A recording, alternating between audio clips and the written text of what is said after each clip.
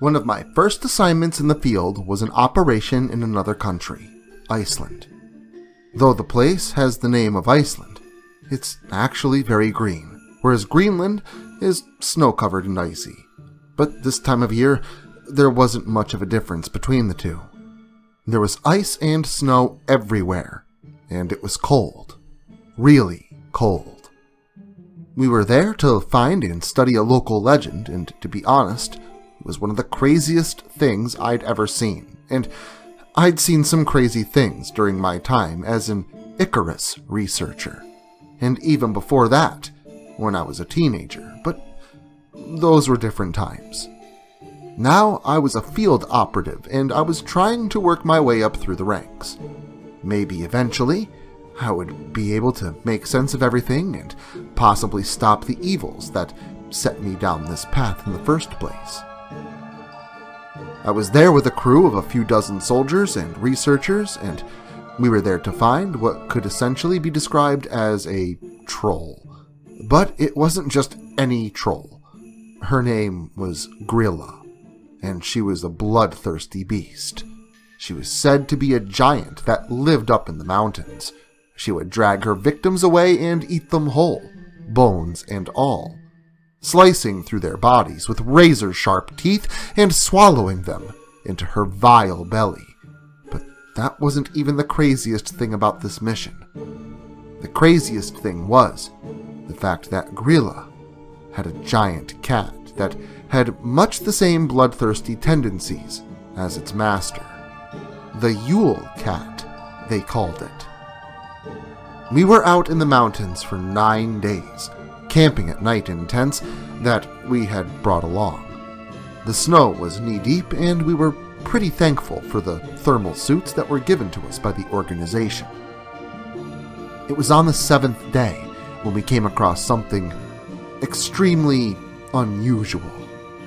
A giant cat trotting through a mountainside forest. I'm not talking about something like a big lion or even a saber-toothed tiger or anything like that. No, I'm talking about a 15-foot tall, on all fours, black house cat. Aside from the size of the thing, the only difference from an average house cat were a pair of bright green eyes that almost seemed to glow, and the fact that when this thing opened its mouth to yawn, its teeth were like hooked talons of its clawed feet.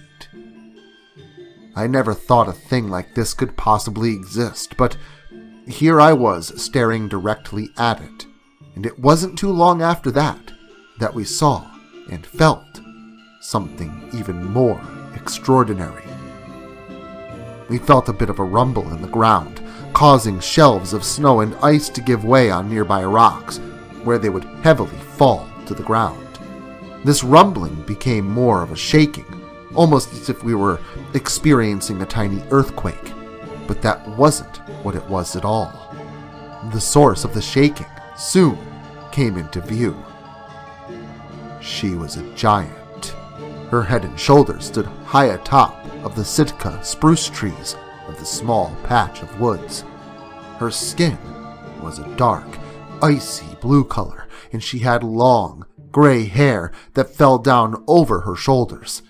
Her eyes were pale white with no pupils, so wide that they could have been seen from our location approximately a half a mile away from them, up on top of the mountain. Her nose was bulbous and stuck out oddly from her face, and she had thick lips that pouted out to reveal rows upon rows of razor-sharp fangs, much like the hooked talons in her cat's mouth. Her body was covered by crude clothing of her own design. Hundreds of animal pelts were all stitched together to form enough garment to cover most of her torso. Her feet were bare and calloused. The bottom of them were dark black, thickened by years of muck underfoot. Her heavy footfalls were the source of the rumbling in the ground. As soon as she came into full view from behind the trees, we were then hit with one of the most disgusting odors that I think I have ever had the misfortune of smelling. It was like the musty smell of animal urine, along with the pungent aroma of rotting carcasses, and throw in the smell of wet feces for good measure. She stunk to high heaven. We all held in our gags so as to not alert her to our presence. We didn't much feel like becoming her next meal, but the nearby pack of reindeer that were hiding in terror of the beast were not so lucky. She simply scooped up a handful of the poor animals and dropped them into her mouth. She chewed disgustingly with her mouth open, and a drool of blood and saliva spilling out from the corners of her lips. The monstrous troll then turned and tread back through the forest, her massive cat following quickly behind, running about her feet, much like an actual house cat. That was the last we saw of them, and that was the last we wanted to see of them. We did go down to collect the samples of saliva from the snow and to measure and photograph their footprints, but that is as close as we dared to get. We got what we came for and decided not to try our luck further. We ended up getting back to town in half the time it took us to find Gryla. We wanted to get out of there as quickly as possible.